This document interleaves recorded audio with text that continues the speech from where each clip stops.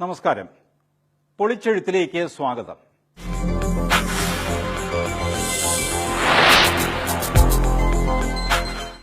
കേരളത്തിൽ പുതിയതായി തുടങ്ങിയ ചാനലാണ് മംഗളം.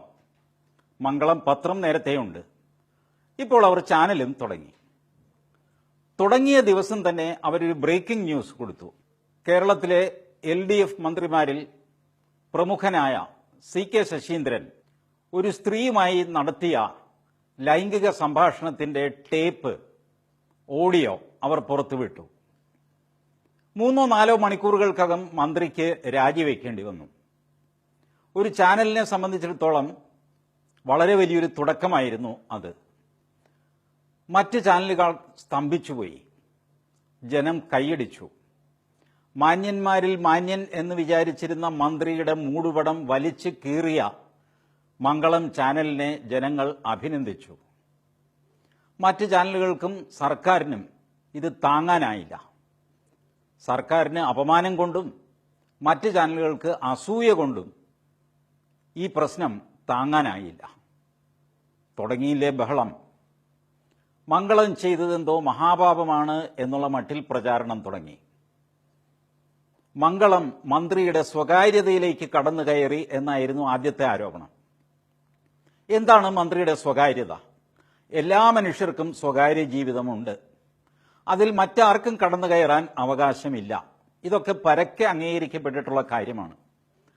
പക്ഷേ സ്വകാര്യ ജീവിതത്തിൽ ഇല്ലെജിറ്റിമേറ്റ് ആയിട്ടുള്ള സാമൂഹ്യ വിരുദ്ധമായ കാര്യങ്ങൾ ചെയ്യുന്നു എന്ന് വയ്ക്കുക. സ്വകാര്യമായിട്ടാണ് ആളുകൾ തെറ്റ് ചെയ്യുന്നത്. എല്ലാവരും കാണുക, ആരും തെറ്റ് ചെയ്യാറില്ല. സ്വകാര്യമായിട്ടാണ് ചെയ്യുന്നത്.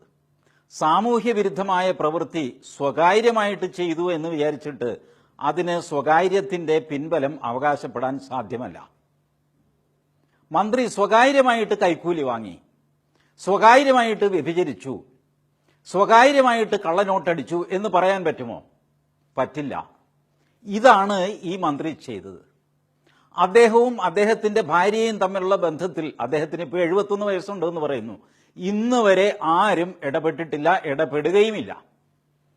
അദ്ദേഹം വസ്ത്രം മാറുന്ന ഫോട്ടോ ആരും കാണിക്കുകയില്ല, കാണിച്ചിട്ടുമില്ല. അങ്ങനെ കാണിച്ചാൽ അത് തെറ്റാണ്. പക്ഷേ സ്വകാര്യമായിട്ടാണെങ്കിൽ പോലും അധാർമികമായ പ്രവൃത്തി മന്ത്രി ചെയ്യുകയാണെങ്കിൽ അത് പുറത്തു കൊണ്ടുവരാനുള്ള ഉത്തരവാദിത്വം മാധ്യമങ്ങൾക്കുണ്ട്. അത് മംഗളം നിറവേറ്റിയെങ്കിൽ അതിൽ യാതൊരു തെറ്റുമില്ല. പക്ഷേ അസൂയമൂത്ത മാധ്യമങ്ങളും ദേഷ്യം കൊണ്ട് കലികയറിയ സർക്കാരും മംഗളത്തിനെതിരെ ഉറഞ്ഞു തുള്ളാൻ തുടങ്ങി. അങ്ങനെ പല ചാനലുകളും തുള്ളി. അക്കൂട്ടത്തിലൊരു ചാനലാണ് മനോരമ. എല്ലാ ചാനലും തുള്ളിയപ്പോൾ സർക്കാർ ഒരു ജുഡീഷ്യൽ അന്വേഷണം പ്രഖ്യാപിച്ചു. പോരാ എന്ന ഈ മാധ്യമങ്ങൾ ക്രൈംബ്രാഞ്ച് അന്വേഷണം പ്രഖ്യാപിച്ചു. പ്രതികളെ അറസ്റ്റ് ചെയ്യണമെന്നായി. പ്രതികൾക്ക് നോട്ടീസ് കൊടുത്തു. ഏതായാലും മംഗളം എന്തോ അധാർമിക പ്രവൃത്തി ചെയ്തു എന്നുള്ള മട്ടിൽ മനോരമയുടെ റിപ്പോർട്ട് നമുക്കൊന്ന് കേട്ടു നോക്കാം. മന്ത്രിയെ ഫോൺ കെണിയിൽ കുരുക്കി രാജിവെപ്പിച്ച മാധ്യമ സംസ്കാരം അതിനിശ്ചിതമായി വിമർശിക്കപ്പെടേണ്ടതാണ്. ഖേദപ്രകടനത്തിൽ തീരാത്ത മുറിപ്പാടുകളുമായി പ്രതിഷേധം പുകയുക തന്നെ ചെയ്യുന്നു. പോലീസ് നടപടിക്കും ജുഡീഷ്യൽ അന്വേഷണത്തിനും അപ്പുറം നല്ല പാഠങ്ങളിലേക്ക് എത്തുമോ ചോദ്യോത്തരങ്ങൾ എന്നറിയാൻ പക്ഷേ കാത്തിരുന്നേ പറ്റൂ. അപ്പോ അതിനിശിതമായി വിമർശിക്കപ്പെടേണ്ടതാണ് എന്നാണ് മറ്റ് മാധ്യമങ്ങളുടെ വിലയിരുത്തൽ. എന്ത് വിമർശിക്കണം എന്നാണ്? എന്ത് കുറ്റം ചെയ്തു എന്നാണ്? കുറ്റം എന്ന് പറയുന്നുണ്ട്. എന്ത് കുറ്റമാണ് മംഗളം ചെയ്തത് എന്നാരും പറയുന്നില്ല.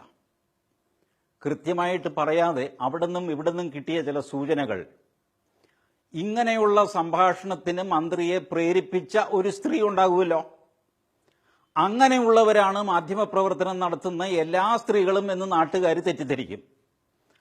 അങ്ങനെയുള്ള തെറ്റിദ്ധാരണ ഞങ്ങൾക്ക് മോശമാണ് എന്നാണ് ഒരു വിഭാഗം വനിതാ മാധ്യമ പ്രവർത്തകർ അവകാശപ്പെട്ടത്.